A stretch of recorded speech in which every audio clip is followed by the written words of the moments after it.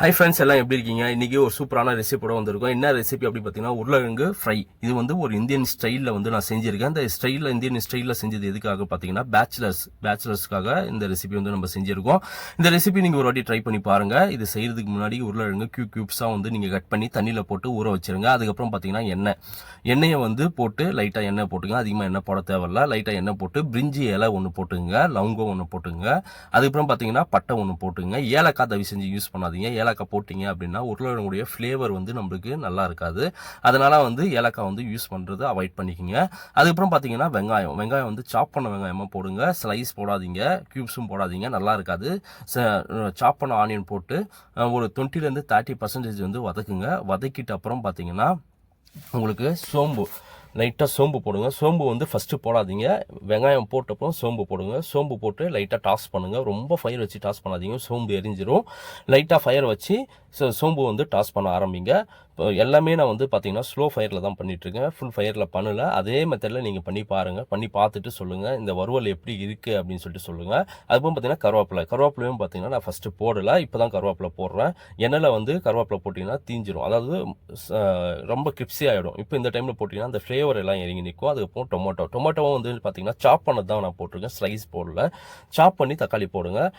அப்படி போட்டால் தான் உங்களுக்கு வந்து அந்த மசாலா வந்து நல்லா இருக்கும். அதுக்கப்புறம் கல்லுப்பு, சால்ட் முடிஞ்ச அளவு நான் யூஸ் பண்ணுறதில்லை, கல்லுப்பு யூஸ் பண்ணுறேன். கல்லுப்பு நீங்கள் போட்டிங்கன்னா நல்லா உங்களுக்கு அந்த வெஜிடபிள்ஸ் வந்து சீக்கிரமாக குக் ஆகும். அதுக்கப்புறம் பார்த்தீங்கன்னா உருளைக்கிழங்கு கியூப்ஸாக நான் கட் பண்ணி தண்ணியில் ஊற வச்சுருந்தேன் பார்த்தீங்களா, அந்த உருளைக்கிழங்கு வந்து நான் போட்டேன். எல்லாமே ஒரே சைஸ் கட்டிங் தான் இருக்கும். நீங்கள் அது போல் கட் பண்ணி போட்டு பாருங்கள், செம்ம டேஸ்ட்டாக சூப்பரான பொரியல் வந்து உங்களுக்கு ரெடி ஆகிடும்.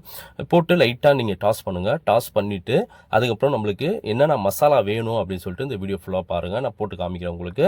இது போல் லைட்டாக டாஸ் பண்ணிகிட்டே இருங்க.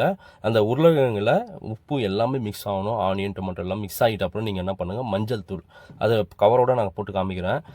மஞ்சள் தூள் வந்து மிக்ஸ் பண்ணி அதே போல் நல்லா கிளறுங்க. ஒரு 2-3 செகண்ட் கிளறுங்க. மஞ்சள் தூளோட ஃப்ளேவர் போயிட்டு, அதாவது அந்த பச்சை வாசனை போயிட்டு அப்புறம் மட்டன் மசாலா நான் வந்து சக்தி மட்டன் மசாலா போடுறேன்.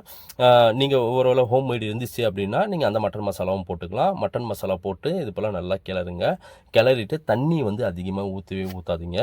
முடிஞ்ச அளவு தண்ணி தெளித்து ஒரு 2 வாட்டி 3 வாட்டி நீங்கள் தெளித்து, ஆமாம் இப்போ நான் தெளிக்கிறேன் பாருங்கள், லைட்டாக தெளிச்சுட்டு மூடி வைங்க.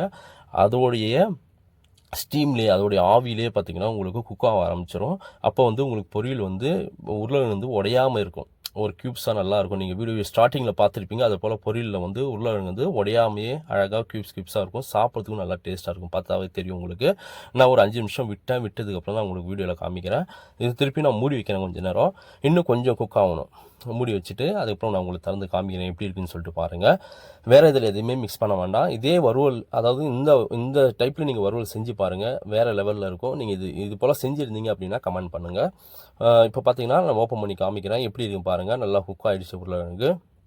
இது வந்து நீங்கள் தயிர் சாதத்துக்கு சாப்பிட்லாம், தக்காளி சாதத்துக்கு சாப்பிட்லாம், புளியோதரைக்கு சாப்பிட்லாம். நல்ல ஒரு ப்ரெசன்டேஷனோட சூப்பராக இருக்கும். இது போல் நீங்கள் ட்ரை பண்ணி பார்த்துட்டு எனக்கு என்னோடய வீடியோக்கு நீங்கள் கமெண்ட் பண்ணுங்கள். அதே போல் நம்மளுடைய சேனலை வந்து முடிஞ்ச அளவு சப்போர்ட் பண்ணுங்கள்.